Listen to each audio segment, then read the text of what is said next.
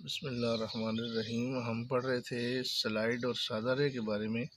तो मैंने आपको बताया था कि कुछ अल्फाज के साथ सादा रे आती है और कुछ अल्फाज के साथ स्लाइड वाली रे आती है। तो ऐसा होता है कि जिन अल्फाज के साथ स्लाइड वाली रे आती है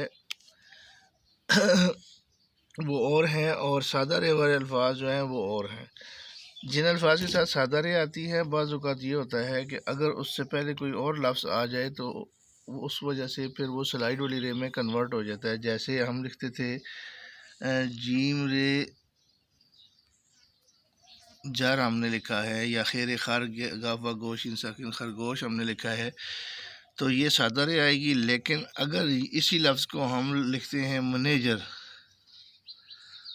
तो फिर जो है ये स्लाइड वाली रे हो जाएगी।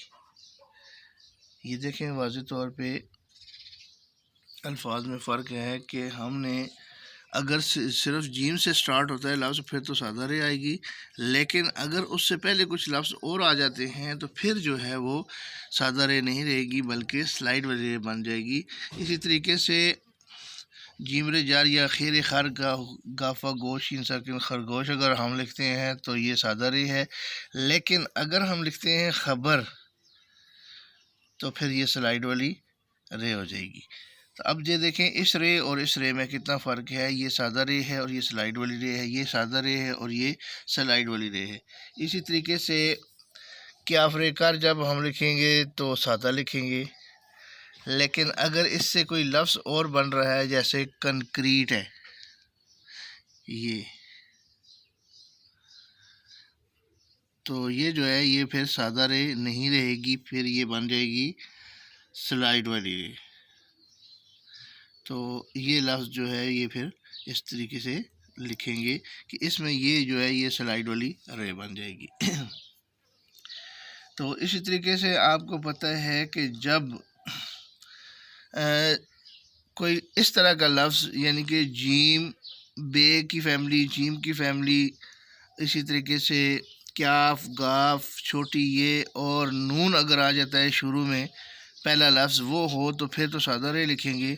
लेकिन उससे आगे अगर कोई और लफ्ज़ आ जाता है इससे पीछे, यानी कि जीम से पहले कोई और लफ्ज़ आ जाता है, जैसे ये मैनेजर मैंने आपको लिख के दिखाया है, या इसी तरह खैर खर गाफा गो खरगोश हम लिखते हैं, या कोई और लफ्ज़ लिखते हैं, तो उससे पहले ये दरमियान में ये देखें लफ्ज़ आ गया है ख़बर, तो ये स्लाइड वाली रे हो जाएगी। ये दरमियान में एक लफ्ज़ आ गया है खे से भी पहले, खे के बाद और रे से पहले जब आ गया है तो इसका मतलब ये आ रहा कि ये भी बेरे बर है, लेकिन हम इसको स्लाइड वाली इसलिए लिखेंगे कि ये उस लफ्ज़ से स्टार्ट होने के बावजूद एक लफ्ज़ पहले एक और आ गया है।